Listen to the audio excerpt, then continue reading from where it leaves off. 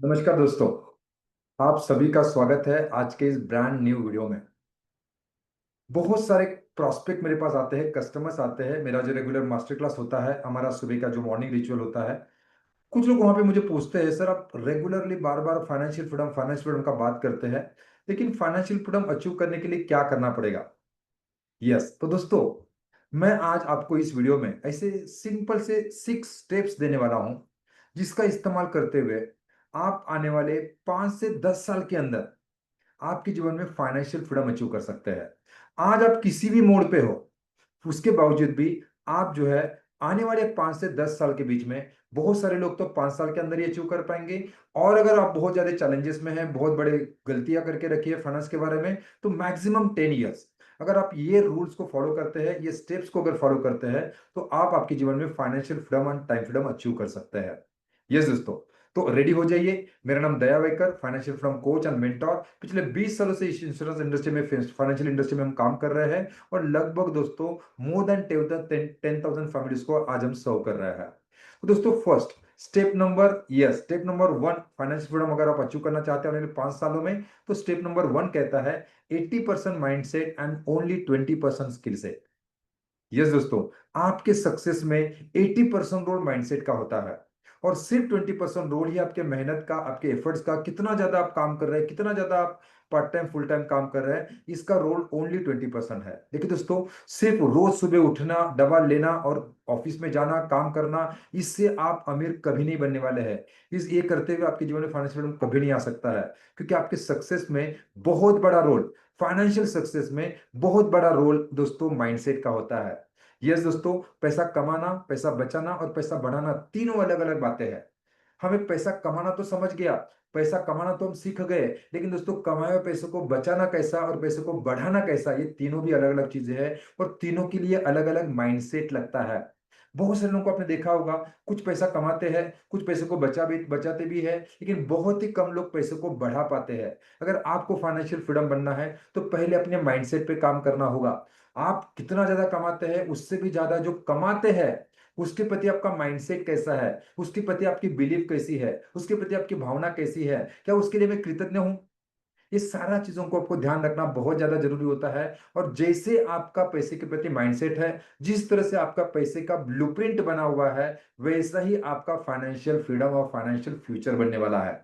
तो बहुत बड़ा रोल, 80% रोल आपके फाइनेंशियल सक्सेस में आपके माइंडसेट का होता है। सेकंड सेकंड थिंग आता है, आपने माइंडसेट के ऊपर काम करना चालू किया। हमारे कम्युनिटी हम रोज सुबह इसके ऊपर काम करते हैं, रोज इसके कुछ रिचुअल्स करते हैं। और दोस्तों, यस, सैकड़ों लोग जो है रोज के रोज हमारे कम्युनिटी में जुड़े हुए होते हैं। आप भी उसको अटेंड कर सकते हैं। सेकंड स्टेप नंबर 2 कहता है दोस्तों, clear high interest loan first.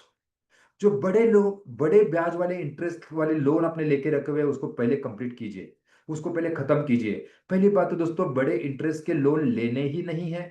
लेकिन अगर आपने कुछ कारणवश ले लिए है, गलती कर लिया है, कोई प्रॉब्लम नहीं है। जल्द से जल्द ये इंटरेस्ट को, ये लोन को खत्म करने का प्रयास करिए। यस दोस्तों, आपका क्रेडिट कार्ड का लोन है, आपके पर्सनल लोन है, आपके और किसी प्रकार के लोन है, अलग अलग प्रकार के जो हाई इंटरेस्ट के लोन है, उसको पहले कंप्लीट करना है, खत्म करना है। और उसके बाद में आपको इन्वेस्टमेंट के बारे में और सेविंग के बारे में सोचना है। बहुत बड़े ब्याज का लोन लेके रखा हुआ है और आप इन्वेस्टमेंट कर रहे हैं, सेविंग कर रहे हैं 5, 6, 10% की इंस्ट्रूमेंट में, कुछ मतलब नहीं है उस चीज का। तो पहले आपको क्या करना है, हाई इंटरेस्ट लोन आपको कंप्लीट करने हैं, खत्म करने हैं। उसके बाद में आगे के बारे में सोचना है। यस दोस्तों, एक हाउसिंग लोन हो सकता है, उसके बावजूद भी 2, 4 हाउसिंग लोन लेके रखे हैं, बहुत सारे रेसिडेंशियल प्रॉपर्टी लेके रखे हैं, ये लोन भी गलत है, जिसको बैड डेट कहा जाता है। तो पहले हाई इंटरेस्ट का लोन और बिना काम का लोन आपको खत्म कर देना है। Okay. Third step, financial freedom की थर्ड स्टेप आती है, maximum invest from your income. आप जितना भी कमाते हैं, उससे ज्यादा से ज्यादा हम इन्वेस्ट कैसे कर सकते हैं। यस दोस्तों, सिर्फ 2%, 5%, 200 रुपए, 2,000 रुपया, 5,000 रुपया, जो भी एक छोटा सा रकम इन्वेस्ट करके आप फाइनेंशियल फ्रीडम अचीव नहीं कर सकते हैं। जो भी आप कमाते हैं, उसका बड़ा सा बड़ा हिस्सा आप इन्वेस्ट कैसे कर सकते हैं, इन्वेस्टमेंट की हमें आदत कैसे लग सकती है। जैसे हमारे कम्युनिटी में हम रोज सुबह डेली सुबह हम सेविंग का आदत लगाते हैं, पिगी बैंक में पैसे को इन्वेस्ट करते हैं, जिसके माध्यम से दोस्तों हमें एक आदत लगता है। देखो सेविंग का भी एक आदत है, इन्वेस्टमेंट का भी एक आदत है। जिसे खर्चे का आदत लग चुका है दोस्तों, वैसे आपको जो है एडिक्शन जो है इन्वेस्टमेंट का होना चाहिए। मैक्सिमम आप जो भी कमाते हैं उसका मैक्सिमम अमाउंट जो है आपको इन्वेस्ट करना है। थर्ड स्टेप हमने देखा। फोर्थ स्टेप आता है दोस्तों, इन्वेस्ट मैक्सिमम। समझ रहे? इन्वेस्ट मैक्सिमम, कंसिस्टेंसी के साथ इन्वेस्टमेंट कीजिए। ओके, सेव तो कर लिया आपने, रेगुलर अपने सेव तो कर लिया, लेकिन जो आप सेव कर रहे हैं सिर्फ सेव करने से काम नहीं बनेगा। जैसे मैंने पहले ही बताया, पैसा कमाना अलग बात है, पैसे को बचाना, पैसे को सेव करना बहुत अलग बात है, और पैसे को बढ़ाना थर्ड अलग बात है। तो फोर्थ स्टेप आता है इन्वेस्ट द मनी। सिर्फ पैसे को अपने घर में तिजोरी में लगा के रखा हुआ है, अपने सेविंग अकाउंट में डाल के रखा हुआ है, बैंक में फिक्स्ड एफडी करके रखा है, आरडी करके रखा है, जिसमें महंगाई से भी कम रिटर्न मिलते हैं, ऐसे इंस्ट्रूमेंट में अगर आपने इन्वेस्ट करके रखा हुआ है दोस्तों, आपके पैसे को दीमक की तरह जो जो इन्फ्लेशन है वो खा रहा है। पैसे की वैल्यू दिन ब दिन कम होते जा रही है। तो आपको क्या करना है, सिर्फ सेव करने से नहीं जमेगा, तो आपने सेव किए हुए पैसे को आपको इन्वेस्ट करना होगा, और इन्वेस्ट भी कंसिस्टेंसी के साथ करना है। बहुत सारे लोग इन्वेस्टमेंट में गलती करते हैं, शुरुआत के दिनों में ही जैसे ही जॉब लग गया फिर प्लॉट ले लिया, प्रॉपर्टी ले लिया, घर ले लिया, इन्वेस्टमेंट क्रिप्टो में कर दिया, ऐसे अलग अलग शेयर मार्केट में लगा दिया, क्या फ्यूचर ऑप्शन में लगा दिया। ये गलती नहीं करना है। आपको शुरुआत में जो है इन्वेस्ट जो है आपको समझने वाले इंस्ट्रूमेंट में ही करना है। फाइनेंशियल लिटरेसी लेना है, फाइनेंशियल नॉलेज लेना है, और उसके बाद ही इन्वेस्टमेंट के बारे में सोचना है, और ऐसे इंस्ट्रूमेंट में करना है जिसके बारे में आपको पता है। फाइनेंशियल लिटरेसी लेना है, नॉलेज लेना है। आपके पास एक इस तरह का एक फाइनेंशियल कोच होना जरूरी है, जिसके मार्गदर्शन से कीजिए। जिसे मैं अक्सर कहता हूं, डॉक्टर बनने के लिए हमने डॉक्टरी का एजुकेशन कंप्लीट करते हैं, इंजीनियर बनने के लिए इंजीनियरिंग का भी करिकुलम कंप्लीट करना होता है, लेकिन जब इन्वेस्टमेंट करते हुए हमें अमीर बनना है, तो क्या अमीर का एजुकेशन लेने की जरूरत नहीं है? बहुत ज्यादा जरूरत है। और अनफॉर्चुनेटली दोस्तों, इस तरह का नॉलेज, इस तरह का एजुकेशन, अमेरिका का एजुकेशन किसी स्कूल और कॉलेजेस में नहीं दिया जाता है। तो पहले आपको फाइनेंशियल लिटरेट होना पड़ेगा, एजुकेशन लेना पड़ेगा, सही कोच को ढूंढना पड़ेगा, सही मार्गदर्शक को लेना पड़ेगा, और विदाउट रिस्क, ज्यादा रिस्क ना लेते हुए, मार्केट में ना जाते हुए आपको इन्वेस्ट करना है जहां से इन्फ्लेशन से अच्छे रिटर्न मिलते हो। देखिए दोस्तों, बहुत ज्यादा टका का रिटर्न मतलब ज्यादा पैसा, ऐसा नहीं होता है। आपका इन्वेस्टमेंट कितने बड़े अमाउंट का है, कितने बड़े टके पे रकम आपको रिटर्न मिल रहा है, इससे भी ज्यादा जरूरी है आप कितने कंसिस्टेंसी के साथ लॉन्ग टर्म के लिए इन्वेस्ट कर रहे हैं। ओके, तो invest maximum consistently. Fifth step आता है दोस्तों, review your investment in regular in 6 month.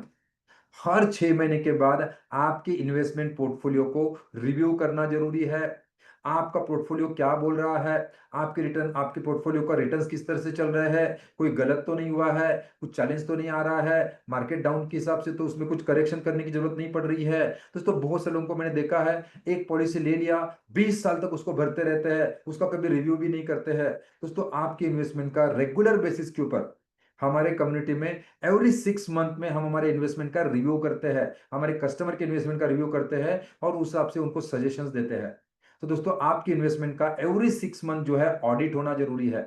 किस तरह से वो काम कर रहा है, कोई चर्निंग करने की जरूरत है, कुछ बदलाव करने की जरूरत है, कुछ इसमें बढ़ाव बढ़ोतरी करने की जरूरत है। कम करने के बारे में तो सोचना ही नहीं है, क्योंकि हमें जल्द से जल्द फाइनेंशियल फ्रीडम अचीव करना है। इसमें मैं टॉपअप क्या कर सकता हूँ, इसमें मैं बढ़ोतरी क्या कर सकता हूँ, इसके बारे में आपको सोचना जरूरी है।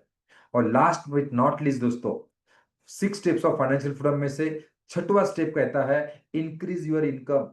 जो आज आप कमा रहे हैं उस हिसाब से अगर आपको लगता है कि उस हिसाब से मेरा इन्वेस्टमेंट नहीं हो रहा है, उस तरह से मेरा सेविंग नहीं हो रहा है, उस हिसाब से मैं मेरा फाइनेंशियल गोल जो मैंने डिसाइड किया है वो मैं कंप्लीट नहीं कर सकता हूं, तो आपके पास मल्टीपल सोर्स ऑफ इनकम होने जरूरी है। आपके इनकम सोर्स बढ़ाने जरूरी है। जैसे वॉरेन बफेट जी कहते हैं, अगर आप एक ही सोर्स ऑफ इनकम के ऊपर डिपेंड है, तो इसका मतलब होता है आप एक ही कदम दूर है गरीबी से। आप एक ही कदम दूर है गरीबी से। तो दोस्तों, आपको एक इनकम सोर्स के ऊपर डिपेंड नहीं रहना है, आपके पास मल्टीपल सोर्स ऑफ इनकम होने जरूरी है। आपके फैमिली मेंबर्स को, उनके पास, आपके पास जो स्किल है, आपके फैमिली के पास जो स्किल है, उस बेसिस के ऊपर आप मल्टीपल सोर्स ऑफ इनकम आप जनरेट कर सकते हैं। हमारे कम्युनिटी में हम लोगों को उनका मल्टीपल सोर्स इनकम जनरेट करने के लिए हम हेल्प करते हैं। किस तरह से आप छोटा सा एक्स्ट्रा काम करते हुए, किस तरह से आप अलग अलग तरीके से आपके स्किल बेस के ऊपर काम करते हुए आपका मल्टीपल सोर्स ऑफ इनकम आप जनरेट कर सकते हैं। ये दोस्तों, ये 6 स्टेप्स है जिसको आपको फॉलो करते हैं तो आने वाले 5 से 10 साल के अंदर आप फाइनेंशियल फ्रीडम हो सकते हैं। जो अगर आप इस 6 स्टेप्स को फॉलो करने वाले हैं तो चैट बॉक्स में टाइप करेंगे FF, financial freedom. Okay. Yes दोस्तों, अगर आपको कुछ भी मदद लगता है, कुछ भी हेल्प लगता है इस तरह का, इसका प्लानिंग, फाइनेंशियल प्लानिंग करने के लिए अगर आपको मदद लगता है तो नीचे लिंक दिया गया है, जहां पे क्लिक करके आप जो है हमारा 1-to-1 बुक कर सकते हैं और आपको पूरा कंप्लीट फाइनेंशियल प्लानिंग, लगभग 20 पेजेस का फाइनेंशियल प्लानिंग जो है, आपको आपका पर्सनलाइज फाइनेंशियल प्लानिंग बनाने के लिए हम आपको हेल्प कर सकते हैं और फाइनेंशियल प्लानिंग एग्जीक्यूशन करने के लिए भी हम आपको हेल्प कर सकते हैं। तो दोस्तों, मिलते हैं इस तरह के अगले वीडियो में। Thank you very much, bye bye, take care.